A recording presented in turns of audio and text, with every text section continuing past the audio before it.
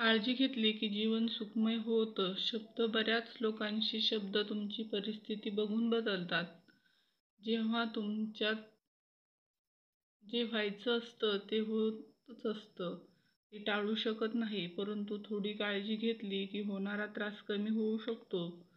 तुम्ही कितीही चांगले व्यक्ती असलात तरीही तुम्ही कोणाच्या तरी लाईफमध्ये मधल्या स्टोरीमध्ये वाईट नक्कीच असता.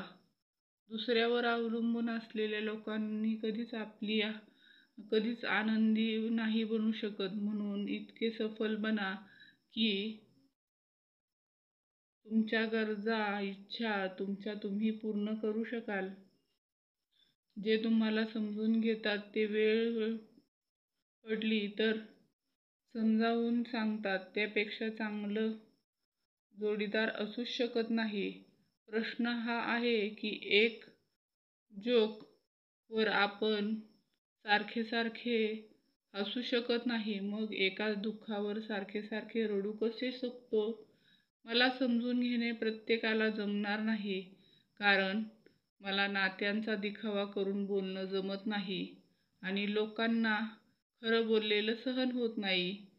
कोणाच्या पायाला स्पर्श करू नये याविषयी माहिती. पत्नीच्या पायाला स्पर्श पतीने करू नये. 2. झोपलेल्या व्यक्तीच्या पायाला स्पर्श करू नये किंवा त्याचे दर्शन घेऊ नये. 3. दुष्कर्म करणाऱ्या व्यक्तींच्या पाया पडू नये.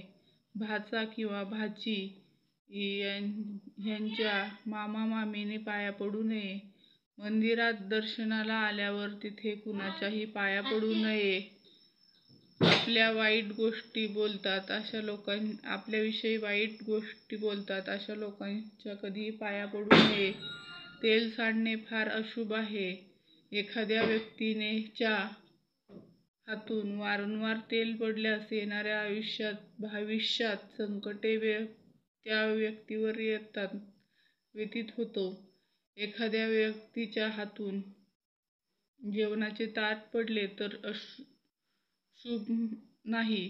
वास्तुशास्त्रानुसार हातात मीठ घेणे किंवा हातातून मीठ सांडणे हे अत्यंत अशुभ मानले जाते. हातून दूध सांडणे किंवा उकळताना दूध सांडणे हेही अशुभ मानले जाते.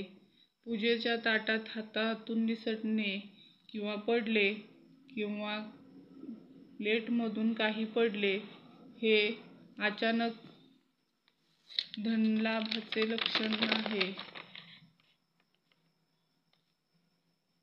नवऱ्यासोबत या गोष्टींची भीक कधीही मागू नका.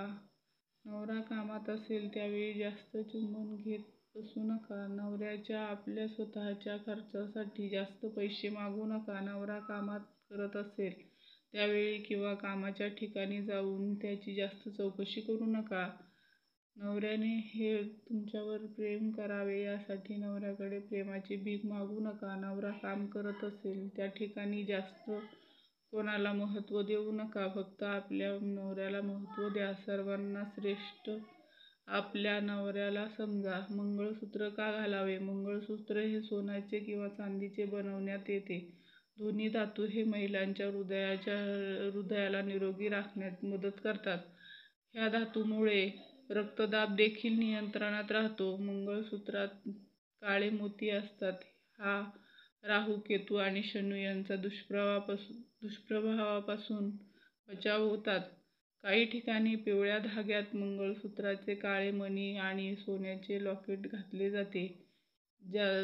ह्या पिवळ्या धाग्याने गुरु ग्रह चांगला करण्यास मदत होते. त्यामुळे पती आणि पत्नी यांच्यामधील संबंध चांगले होण्यास मदत होते. यासह पतीने आपल्या पत्नीच्या गळ्यात मंगळसूत्र पाहून जबाबदारीची कायम जाणीव राहते. परिवाराच्या जबाबदारीची जाणीव होण्यासाठी हे महत्त्वाचे आहे. पुढच्या भागात आपण पाहणार आहोत काकडी खाल्ल्याने काय काय फायदे शरीराला मिळतात. तरी माहिती आवडली असेल तर सबस्क्राईब करून बाजूचे घंटीचे बटन आणि बरंच काही पाहणार आहोत. तरी नवनवीन व्हिडिओ तुम्हाला त्याची माहिती मिळण्यासाठी सबस्क्राईब करून बाजूचं घंटीचं बटन दाबून ठेवा. जर प्रथमच व्हिडिओ पाहत असाल तर जेणेकरून पुढील येणाऱ्या नवनवीन व्हिडिओची माहिती तुम्हाला लगेच मिळेल. इंस्टावर, फेसबुकवर फॉलो देखील करा. हे सगळं फ्री आहे. आणि याआधीही तुम्ही व्हिडिओ पाहत असाल तर सबस्क्राईब नक्की करा. तुम्हाला कोणत्या देशातून किंवा कोणत्या ठिकाणाहून तुम्ही व्हिडिओ पाहत आहात ते देखील कमेंट करून नक्की कळवा.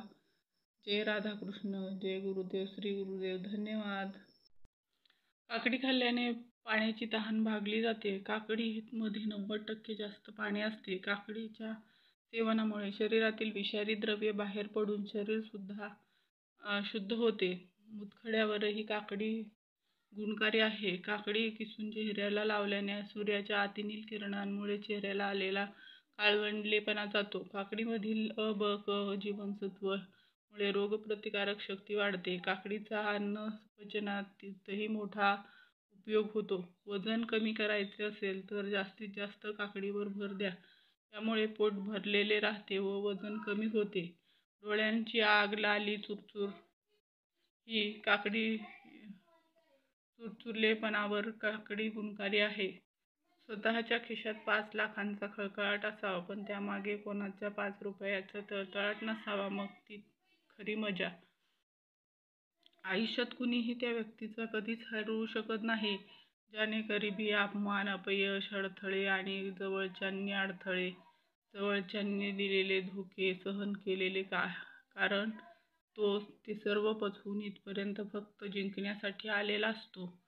लघवीत जास्त वेळा कधीही थांबून ठेवू नये.